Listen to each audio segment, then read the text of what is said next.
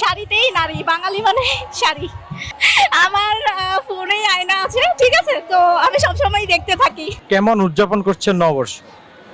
প্রথমে সবাইকে জানাই শুভ নববর্ষ। আর অনেক ভালো লাগতেছে, প্রথম আসছি এখানে, অনেক ইচ্ছা ছিল যে এখানে নববর্ষ উদযাপন করব, তো অনেক বেশি ভালো লাগতেছে। অনেক ভিড়, গরম যদিও, তারপরে অনেক মানুষ আসছে, আমরাও আসছি ওরকমই খুশিতে। বান্ধবীর সাথে গেছিলাম। লাইফে কি কখনো খুব কষ্ট পেয়েছেন? না, কষ্ট তো পাইছি স্বাভাবিকভাবেই।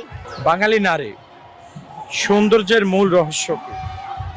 শাড়িতেই নারী, বাঙালি মানে শাড়ি। আপনাকে এই শাড়ি কে দিয়েছে? এটা আমার একটা আপুর, সিনিয়র আপুর।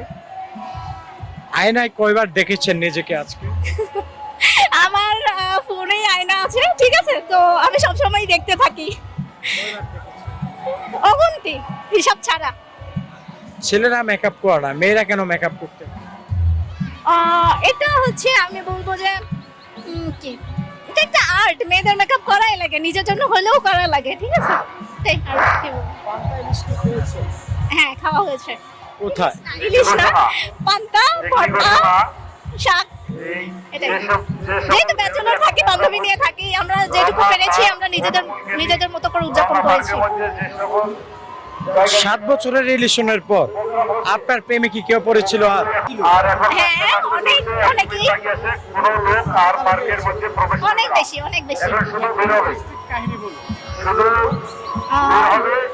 এখন কি বলবো, আমি হচ্ছে ওর সাথে ব্রেকের পরেও আমি হচ্ছে একজনের সাথে জড়াইছিলাম, বাট পরে এমন হয়ে গেছে যে মানে ও একটা চিটারই হয়ে গেছে। 2 দিন ভালো মতো কথা বলছি, পরে ওর গার্লফ্রেন্ড, ওর হচ্ছে আরো 3 বছর ধরে রিলেশন, মেয়েটা এসে আমাকে নক করে বলছে যে ও তো আমার বয়ফ্রেন্ড, তোমার সাথে কথা বলে নাকি। তো পরে আমি বুঝছি যে ও আচ্ছা। তো এখন থেকে আর ছেলেদের বিশ্বাস হয় না, ওর থেকে উঠে গেছে বিশ্বাসটা। আজকের এই প্রোগ্রাম থেকে কাকে সবচেয়ে বড় বেশি মিস করছে? কাকে মিস করছি? আমার ফ্রেন্ডদেরকে, আমার ছেলে ফ্রেন্ডদেরকেও। ফ্যামিলি কে মিস করছেন? হ্যাঁ, মাকে, অবভিয়াসলি মাকে। আর আমার হচ্ছে আমার বড় দিদির ছোট ছোট 2টা বাচ্চা আছে, ওদেরকে অবভিয়াসলি। দিনাজপুর,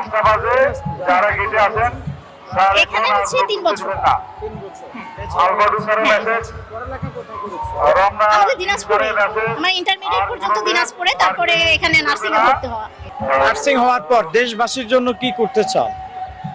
আমার পেশাটা হচ্ছে মানুষকে সেবা করা, সো আমি মন থেকে যাব যে মানুষের পাশে দাঁড়াবো, মানুষকে সেবা করব, মানুষের। অনেকক্ষণ জানলাম আপনার জীবনে, ধরতে গেলে ব্যক্তিগত অনেক তথ্যই জেনেছি। আপনার প্রেমে অনেকেই পড়েছে, আপনি কি কারো প্রেমে পড়েছেন? যে মানুষটিকে ভালো লেগেছে? নাম বলা যাবে না। হ্যাঁ, পড়েছি, বাট এটা আমি জানি যে ওর সাথে হবে না, ও হচ্ছে অন্য জায়গায় এঙ্গেজ, হবে না। এখন বিয়ে কবে করছেন? বিয়ে ইন্টার্নি কমপ্লিট করি, দেন বাসা থেকে বলে যে জব করো, দেন। আর আমি তো চাই তাড়াতাড়ি বিয়ে করতে। এখন যে ছেলেটির কথা বললেন বর্তমানে ঢাকায় নেই, তার সাথে কি রিলেশন নাকি বিয়ে?